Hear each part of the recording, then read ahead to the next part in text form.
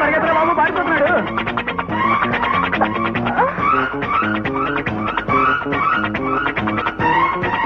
ఆవిడైనా నీకు దండం పెడతాను, నేను పరిగెత్తలేకపోతున్నాను బాబోయ్.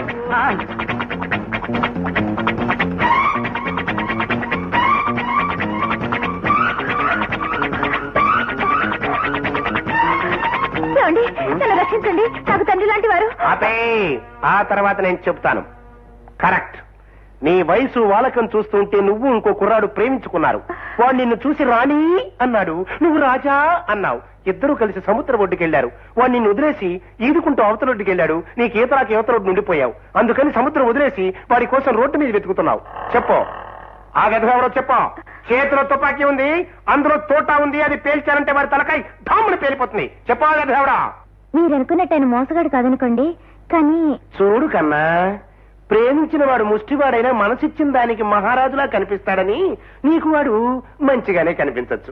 కానీ నేను నమ్మను. వాడి ఊరు పేరు నాకు చెప్పు, వాడి అంతు నేను తెలుస్తాను. ఆయన పేరు గోపాలకృష్ణ. ఆయన ఊరేనండి. గోపాలకృష్ణ? గోపాలకృష్ణ వదిలేయి. ఆ తర్వాత నేను చెప్తాను. ఆ వెధవ నిన్ను ప్రేమించడానికి ముందు వెనక ఎడా పెడ అటు ఇటు విరివిగా విపరీతంగా చాలా మందిని ప్రేమించేశాడు. అంతెందుకు, నీ సంగతి తెలియక నేనే వాడిని ఒక అమ్మాయితో డ్యూయెట్ పాడించాను. నువ్వేం కంగారు పడకు. నా తుపాకీలో తోటా వాడి తల్లో దూర్చైనా సరే వాడిని నీ కాళ్ళ మీద పడేట్టు చేస్తాను. భయపడకు. ముందు గారు ఎక్కువ ఇంటికి వెళ్దాం.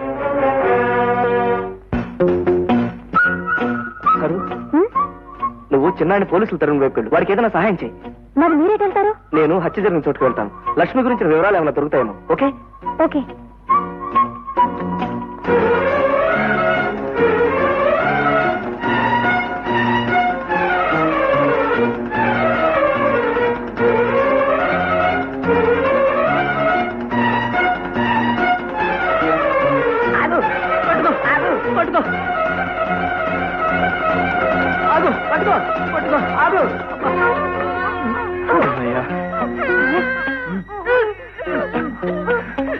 ఏమిటి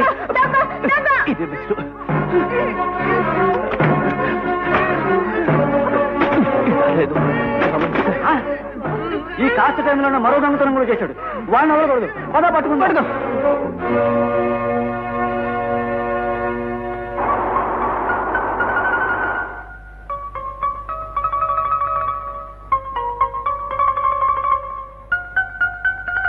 బాబు తగ్గిపెట్టియమ్మా.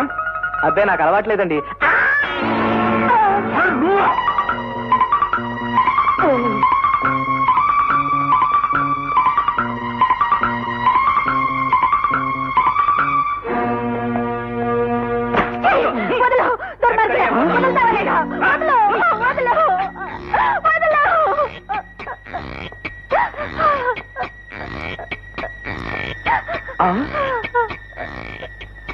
ఏమండి ఏమండి నేనండి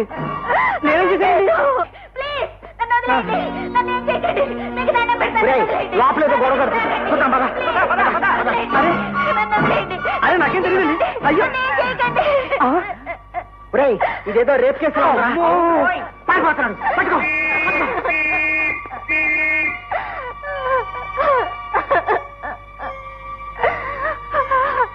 అమ్మాయి అమ్మాయి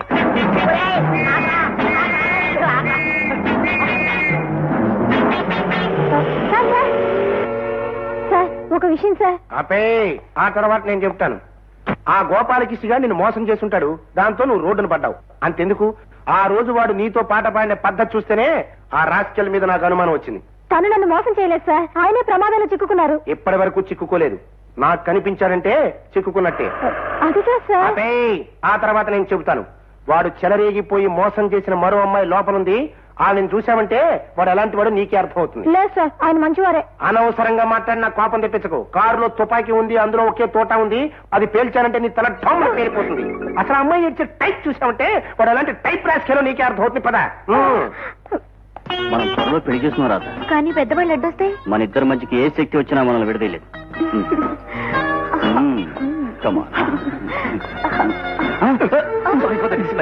థ్యాంక్స్ ఫర్ గుడ్. ఒరే పబ్లిక్ రోడ్డు మీద రొమాన్స్ ముందు వీళ్ళని పట్టుకున్నా అబ్బా వాడు పారిపోతున్నాడు కదా అంతేనంటావా ఇక్కడే ఉన్నాడు మళ్ళీ వస్తాం advance greetings wish you happy married life bye bye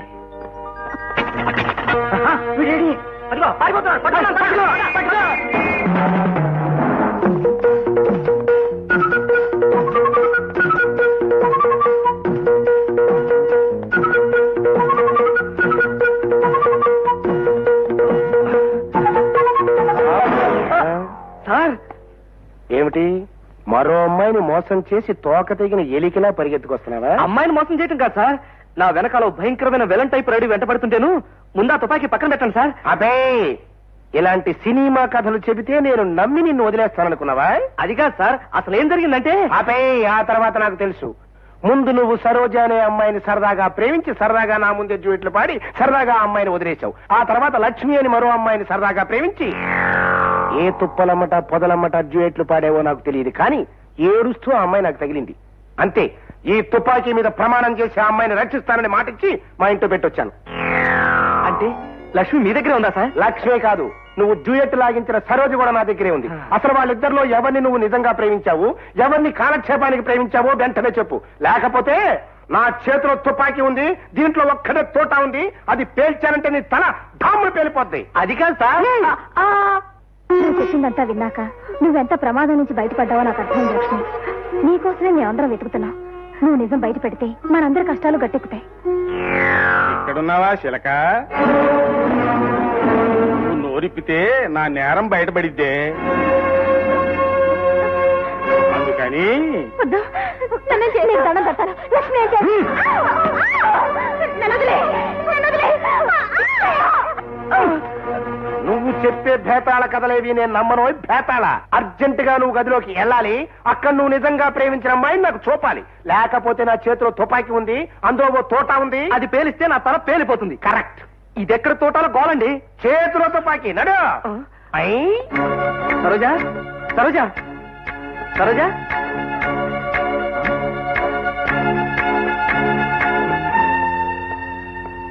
చాలు ఊరుకోండి వేళకోళం. ఏమైందయ్యా? ఇద్దరులో ఎవరో ఒకళ్ళు సెలెక్ట్ చేసుకోమన్నారా? అసలు ఇద్దరు లేదే. చూడు కన్నా, మళ్ళీ కథలు చెబితే నమ్ముతాననుకున్నావా? తప్పు నాయనా. వీడెవడండి సరిహద్దుల్లో శత్రు సిపాయిలాగా అమ్మాయిని ఎత్తుకుపోతున్నాడు, చేతిలో తుపాకీ ఉంది? ఆపేయ్, ఆ తర్వాత నేను చెప్తాను. ముందు మనం బయలుదేరాలి, వాళ్ళని కాపాడాలి.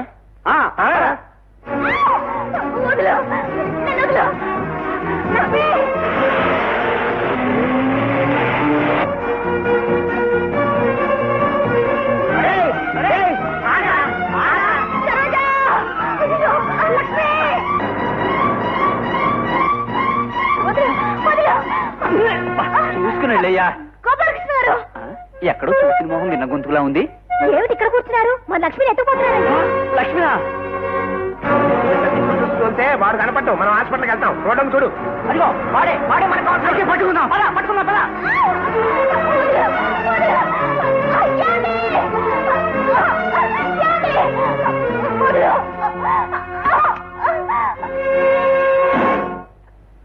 ఏమండి?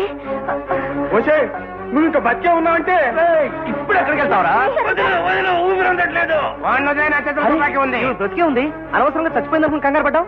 అవునండి, అసలు హత్య జరగలేదు. వదిలేయ్, నా చేతిలో తుపాకీ ఉంది, అందులో ఒక తోట ఉంది, అది పేల్చానంటే వాడి తలకాయ డామ్ను పేలిపోతుంది. అప్పుడు అది హత్య అయిపోతుంది. కరెక్ట్. నువ్వు చెప్పు. ఎందుకని నన్ను అరెస్ట్ చేయడం? చచ్చిపోయింది అనుకున్నాడు, బ్రతికే ఉందిగా. అవునండి, ఆమె నాకు సహాయం చేసి పంపించబోయినందుకే వీడు ఆమె తల మీద కొట్టి చంపిపోయాడు. వీడిని పట్టుకోండి. అందుకు వాడిని అరెస్ట్ చేస్తాం, దొంగతనం చేసినందుకు నిన్ను అరెస్ట్ చేస్తాం. నన్నా చిన్నాడా, నాకు తెలియకుండా దొంగతనం ఎప్పుడు చేశారా? నాకేం తెలియదురా. చిన్నమ్మాయి, పోలీసు గారు, దొంగ ఆయన కాదు, అసలు దొంగని మేము పట్టుకున్నాం. వదలండి. ఇప్పుడు అర్థమైందా? పోలీసులు అనగానే అరెస్ట్ చేయడమే ఉద్యమంగా పెట్టుకోకూడదండి. అనవసరంగా మాట్లాడుకో. నేను రేపు కేసు కింద అరెస్ట్ చేస్తాం. పోలీస్ గారు, పాప ఆయన ఏం చేయకండి. మా అమ్మాయిని రేపు చేసింది మా చుట్టాల అబ్బాయి. వాడిని సాగుకొట్టి పెళ్లి కొప్పించాం. పోలీసు వారు ఎవరు నేరస్తులో ఎవరు కాదో తెలిసింది కదా, ఇప్పటికైనా వేరైన అరెస్ట్ చేయండి. Thank you. గుండమ్మ గారి కృష్ణులు ప్రేమికుల్ని నేనంత తేలిగ్గా వదిలిపెట్టను. ఇంటికి పదండి. అది కాదండి, మాకు అర్జెంట్ గా. ధమాలే